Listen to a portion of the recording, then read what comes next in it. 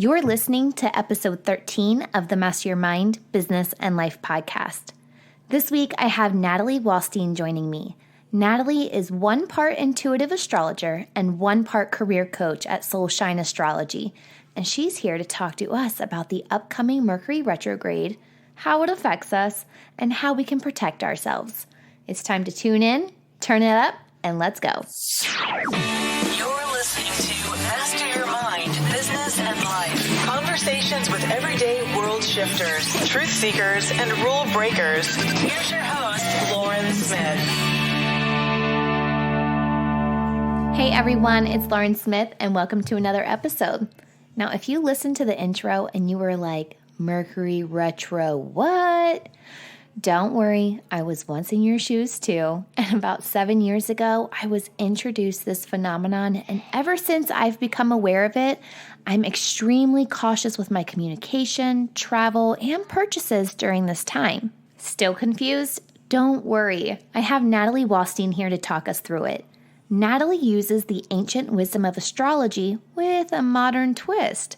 She helps creative souls align their life and career with their soul purpose.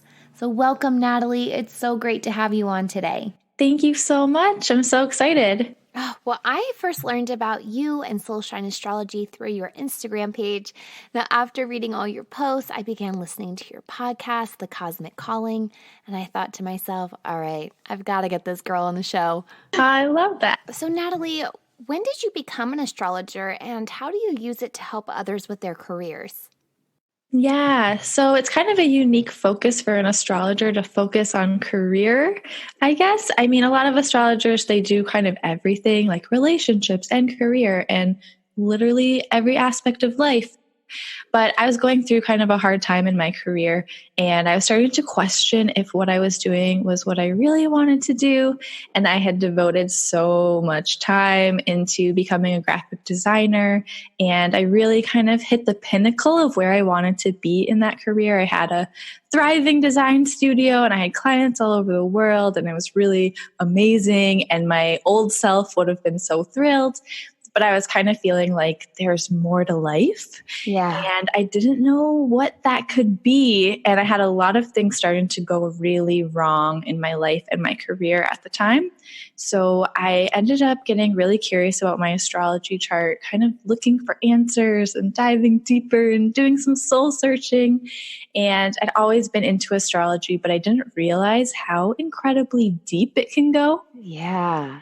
So I decided to explore that, and I looked at my astrology chart and really dove in deep and took classes just for fun.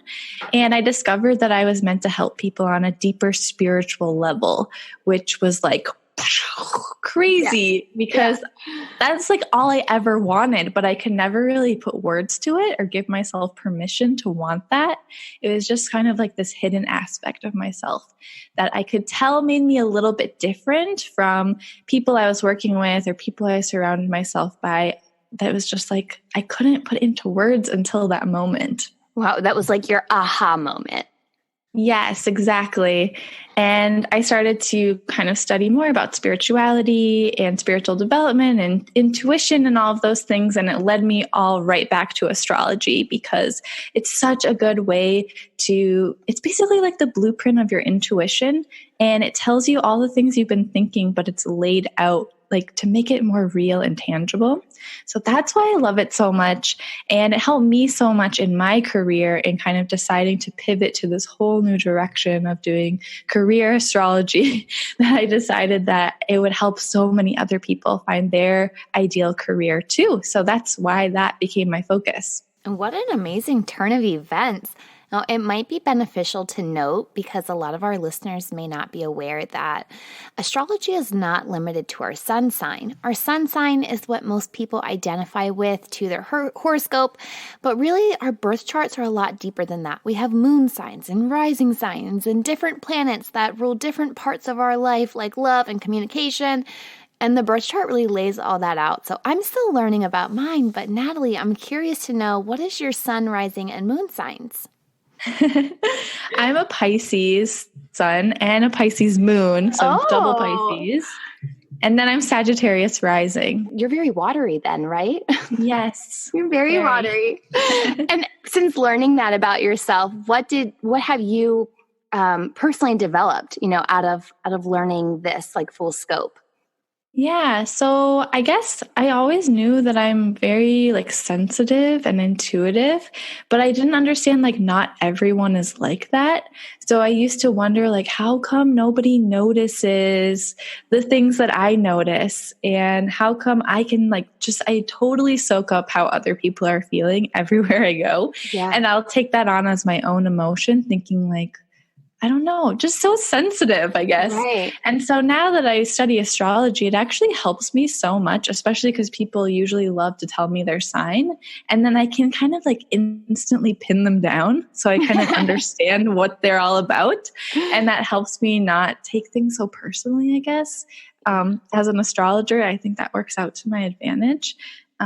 But yeah, I think it's just so helpful to know who you are and how you behave because it really helps you accept yourself for who you are. That's the other thing that I've really learned from studying astrology is I got to do charts for everyone in my family. It was the most amazing experience. And like they were crying and I just like really understood them on such a deep level. And I just accept them. Like even people in my family that I've had trouble with and I didn't understand them, suddenly I just completely understand them. And I just know like everyone is just doing the best they can with what they have and who they are. And it just makes life seem so much more beautiful when you look at it that way. That is so awesome. And for your clients, do you do the same thing for them? You map out their birth chart? Yep. So I do one-on-one sessions and we just dive into every part of your chart as it relates to your career. So how you can use your natural strengths, talents, and abilities to your advantage to basically turn your calling into your career. And we look at things like money and how you're meant to become well-known and what your true dreams and desires are, which it sounds so funny to be telling someone what their dream is, but sometimes we get confused about that or we don't give ourselves permission to want the things that we really want.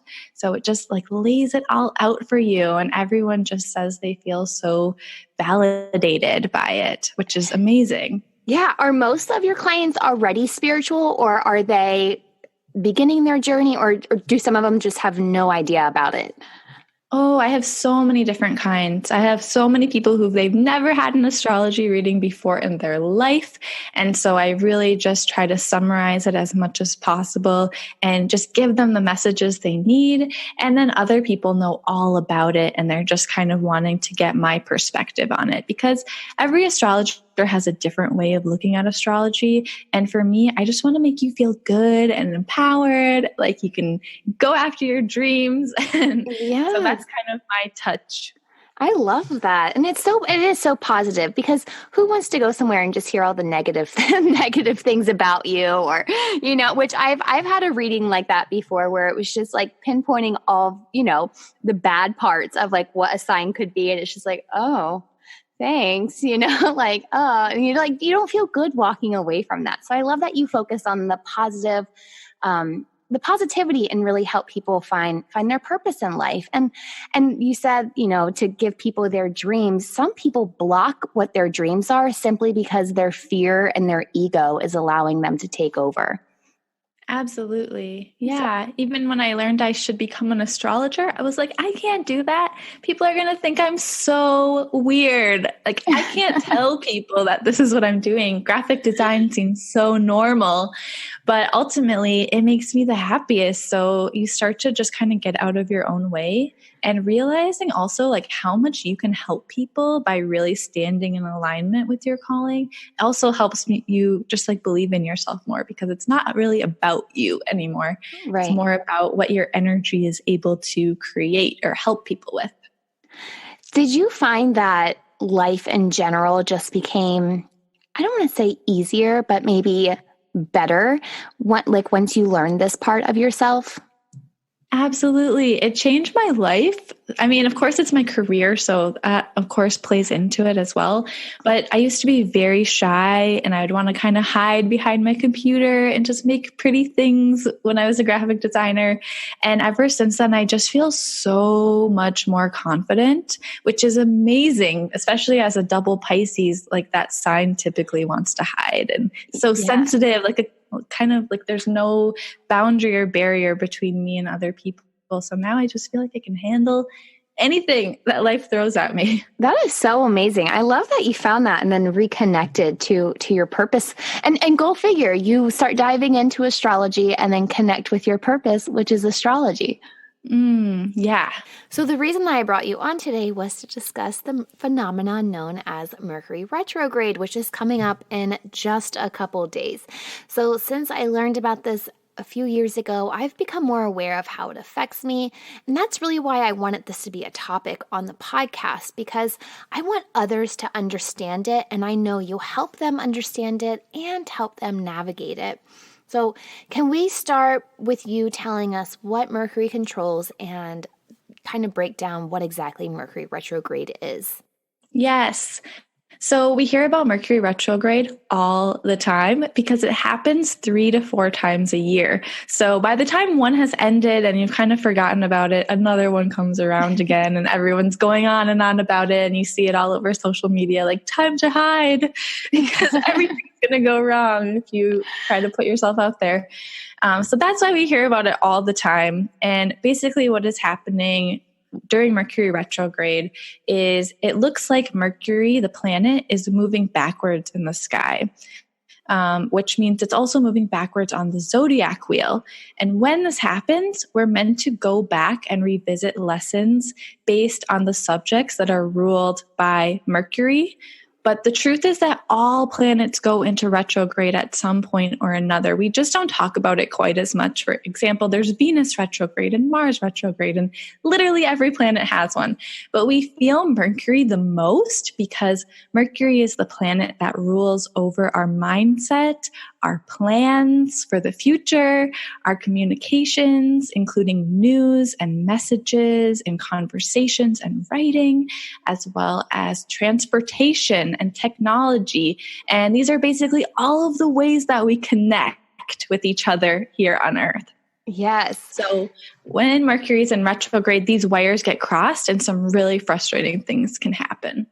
So what are some things that we may experience during Mercury retrograde? Well, the number one thing that Mercury retrograde is famous for is breaking down technology or making your website not work or your internet goes out. Those are the big things that people talk a lot about, especially if you run a business. They always say, like, don't launch anything, don't sign any contracts, don't get a new lease or something like that. Another thing that can happen is your car can break down, or you can have trouble communicating properly with others. So you could try to plan something and one person thinks it's in one time zone and another person thinks it's in another. So those are just kind of examples. Or maybe you're waiting on news for something and it just isn't coming. And another thing that can happen is you can get really obsessed with a certain idea that's maybe not actually in your best interest, but you don't have all the information available to make a really smart decision about it. So that's why a lot of times astrologers will say to wait if you're going to do anything big. Yeah, I will say a couple years ago, not even paying attention to the time period, I needed a new MacBook. And I went out and I ordered one online from Apple, customized it to the T. I got it. And when I went to turn it on, it was dead. And it just did not work at all. And then it kind of oh my gosh, I just bought my computer during Mercury retrograde. And so it's one of those technology things that I make sure I never do again. I won't buy any big technology purchases during this time period. Yeah, it's good to try not to do those things, although sometimes you actually have to do it. Yeah. that Mercury retrograde is saying not to do. For example, maybe it's time for you to rent a new office and you have to sign the lease. What are you going to do? You're not going to wait on it, especially if you feel really good about it. And so I just kind of see Mercury retrograde as a suggestion. And really what's happening is we're revisiting our thought patterns around certain subjects. And so it's kind of we're downloading a message around something that we could do better in the future. So for example, you might sign the lease, but you're not going to end up being in that space forever, or something's going to change down the line that's going to make it not a great space as you thought it was going to be, or something like that. So I don't think you should be super afraid of it, hiding and purposely not using a computer or driving a car or anything like that. But it is always kind of nice to have something to blame things on as well. Right. You can always say Mercury retrograde.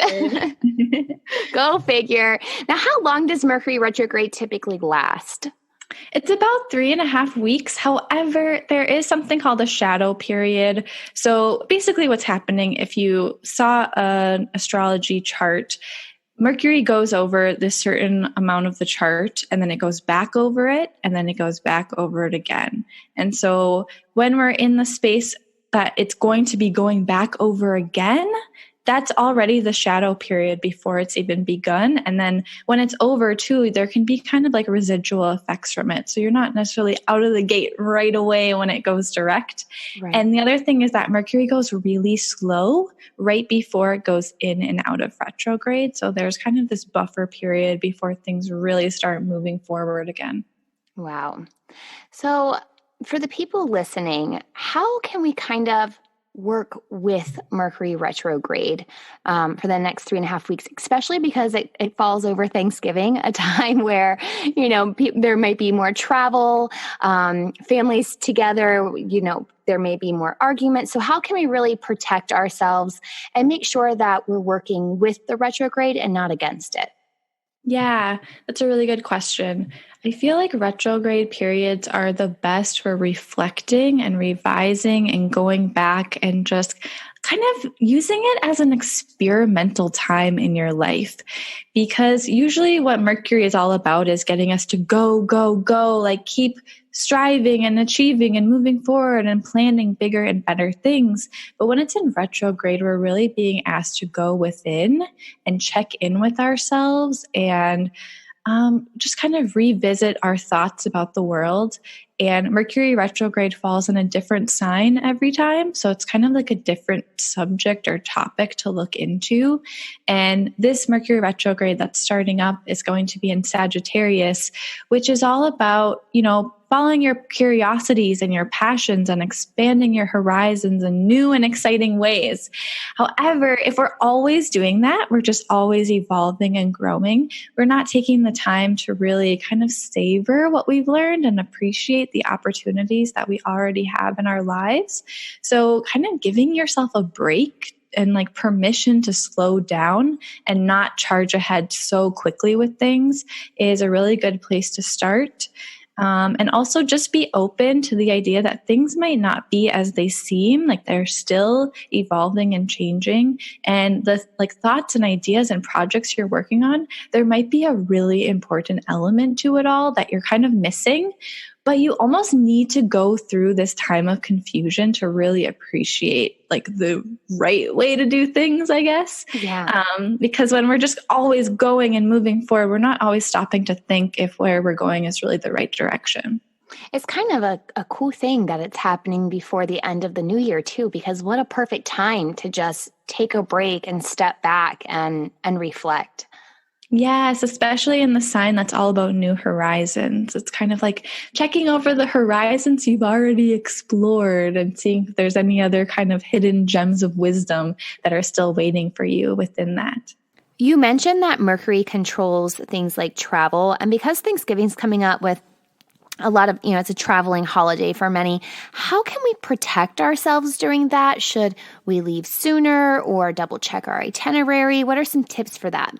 Yeah, I mean, I think that's always good to allow yourself more time in general in life, and especially during Mercury retrograde. But I cannot tell you how many times I've ended up flying on a full moon that was also the first day of Mercury retrograde. No That's happened to way. me so many times, and it's never been like a bad thing. I mean, the trip ended up being kind of a reflective period for me, which Right. usually when you go on a trip, you're trying not to work as much anyway, so it can almost be helpful. But I will say, try not to plan a trip for the Ooh. future. If you already have one planned that you planned before Mercury retrograde, you're going to be fine. Like, don't worry about it. Yeah. But it's not good to be like kind of making a lot of plans for the future during that time. That makes sense. That makes a lot of sense. Okay, so how can we really use this information to better our life? Not just for this retrograde, but for any retrograde that comes up. Yeah. Like I said, it's really a time not to be just pushing forward and moving forward all the time so quickly. That's such a kind of an old school way of looking at things, is like pushing and controlling and always needing everything to go perfectly according to plan. And the universe is not really like that. It's more about flowing with the energy that surrounds you. And that's what's so great about astrology, is we can use it to really see times when we're meant to kind of take a step back and allow things and reflect and not feel like we always need to be like perfectly calling all the shots. So it's just a good time to kind of like go easy on yourself and have grace and take that time to go inward. And that's not something we always give ourselves time to do, but it's so necessary, because oftentimes that's where your juiciest ideas come from, is when you're taking a step back or you're on a break or you're in the shower. It's not necessarily when you're at your desk in the middle of work that your best ideas are going to come to you. Yeah. So, right, you said it's going to be in Sagittarius, but how does that affect people in different signs? Does it affect us all the same, or is it different for each person? Yeah, so there's a collective meaning that affects us all. So Sagittarius, like I said, is about expansion and new ideas and following your curiosities. And that goes for all of the signs. But there's also kind of like another layer to that, which affects each of the signs differently based on where this Mercury retrograde would be on your astrological birth chart. And this is where things get pretty like deep and complicated. But for those of you who are familiar with astrology, or you even have your chart, you can look at where on your chart Sagittarius falls. And it falls in a certain house, which is an area of life that it will affect for you the most. So for example, for Sagittarius, it's in their sign. So that's their identity and their sense of kind of inner power and drive and the way they portray themselves to the world. So they might actually be questioning, like, who am I?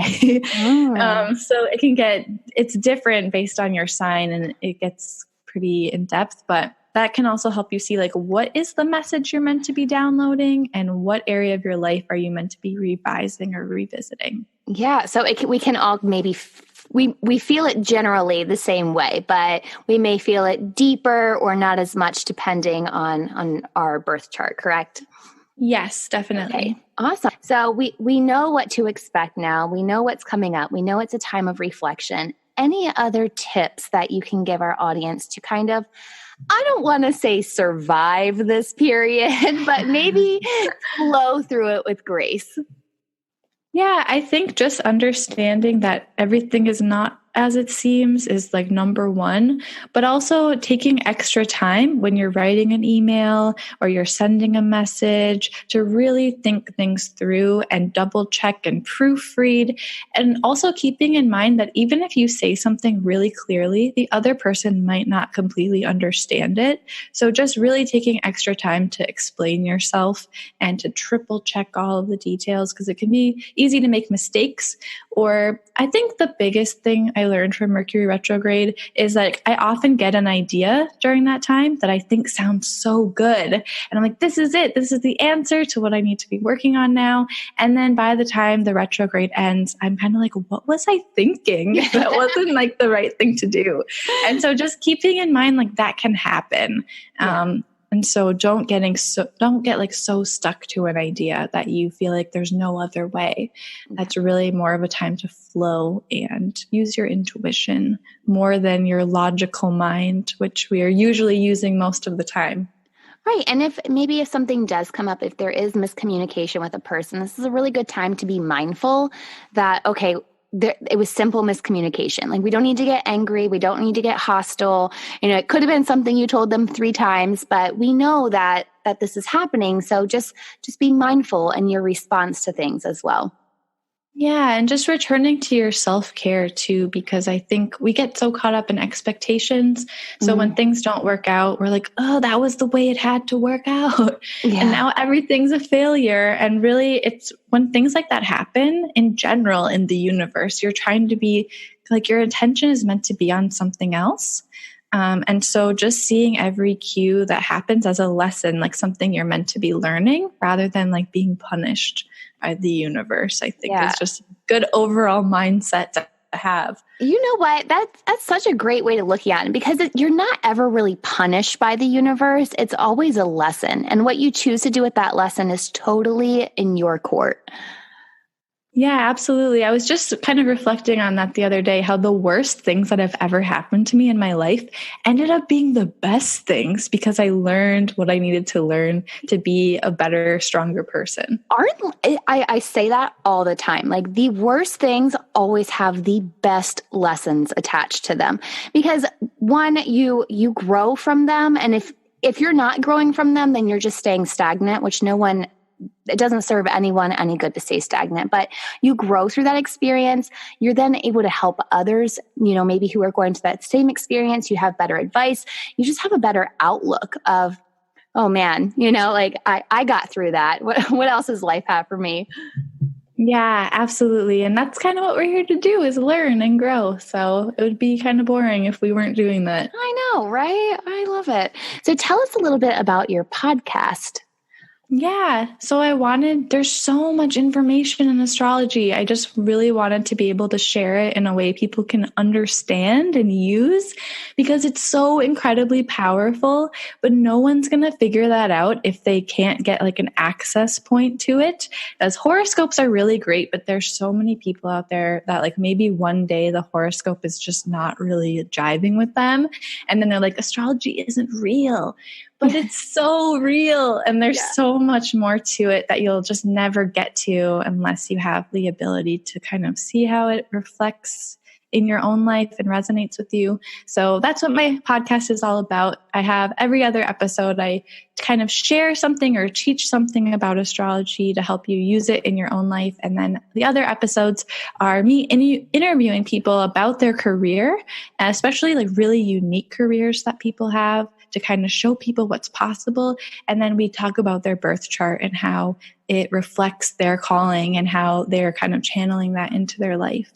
I think what you hit on was, some people don't think astrology is real, but what some people also don't realize is astrology is actually like ancient. Like it's so ancient. And if you think about it, Venus was named after, the goddess of the Roman goddess, and so was Mars. And so if you think of it that way, and they were following our planets and mapping them out that way, why wouldn't it affect us today?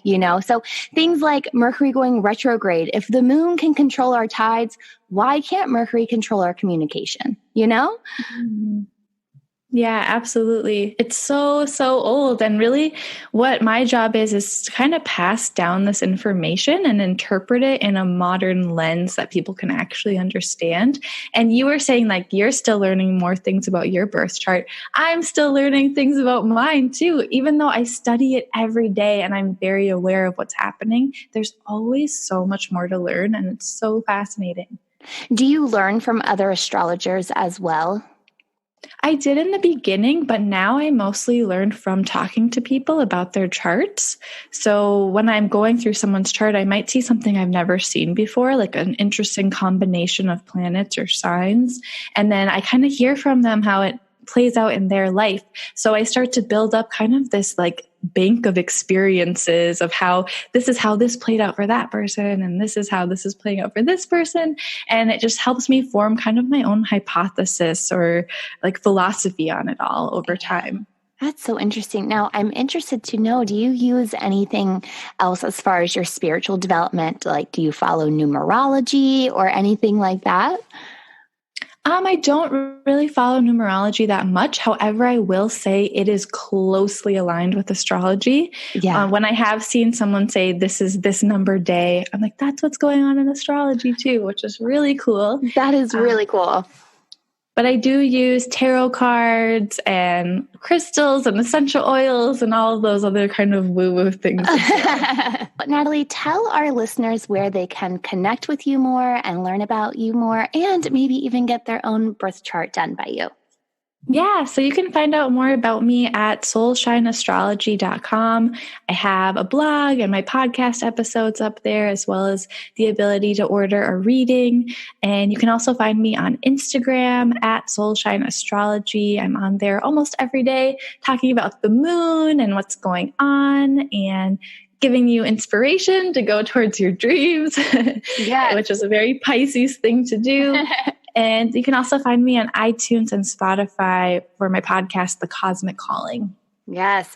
And your posts are always very positive. So even if sometimes like I'm feeling something, I've clicked over to your page and I'm like, okay, why am I feeling that? What's happening right now? So I go to your page as like a resource to kind of figure out what's happening in planetary alignment to understand maybe the emotions that I'm having. So I encourage a lot of our followers or listeners to go follow Natalie, because her page is so informational and useful, and I love it.